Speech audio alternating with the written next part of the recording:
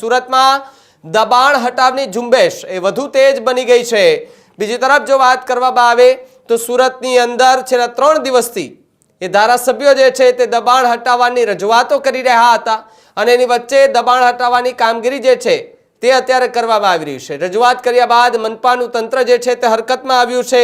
સમગ્ર શહેરના તમામ ઝોનમાં દબાણ હટાવવાની કામગીરી જે છે તે અત્યારે ચાલી રહી છે। બીજી તરફ શહેરના દરેક ઝોનના ડેપો એ મહાલ અંજારો જે લારી ગલ્લા હતા તે પણ જપ્ત કરી લેવામાં આવ્યા છે।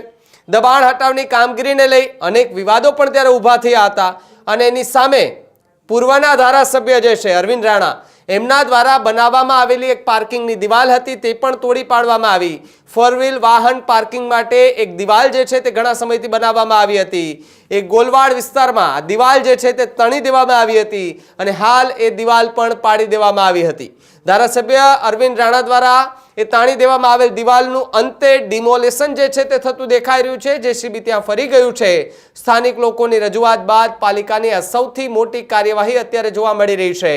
પિલર ઊભા કરી ગેરકાયદે રીતે 2 થી 2.5 ફૂટ એ દિવાલો જે છે તે ચણી દેવામાં આવી હતી। એમએલએ બનાવેલી દિવાલનું અંતે ડિમોલેશન કરી દેવાતા એ તંત્ર જે છે તેમની સામે લોકોએ કહ્યું કે ભાઈ ચલો કોઈ વાંધો નહીં, ધારાસભ્યનું હતું તો પણ તોડી નાખ્યું। એટલે તંત્ર એ કામગીરી એક સમાન કરે છે। એ પછી ચોટા બજારની વાત હોય કે પછી કોઈ અન્ય જગ્યાની વાત હોય, તે બંને જગ્યાએ એક સમાન એ મનપા કામગીરી કરતી હોય તે પ્રકારનું અત્યારે લોકમુખે ચર્ચાઈ રહ્યું છે।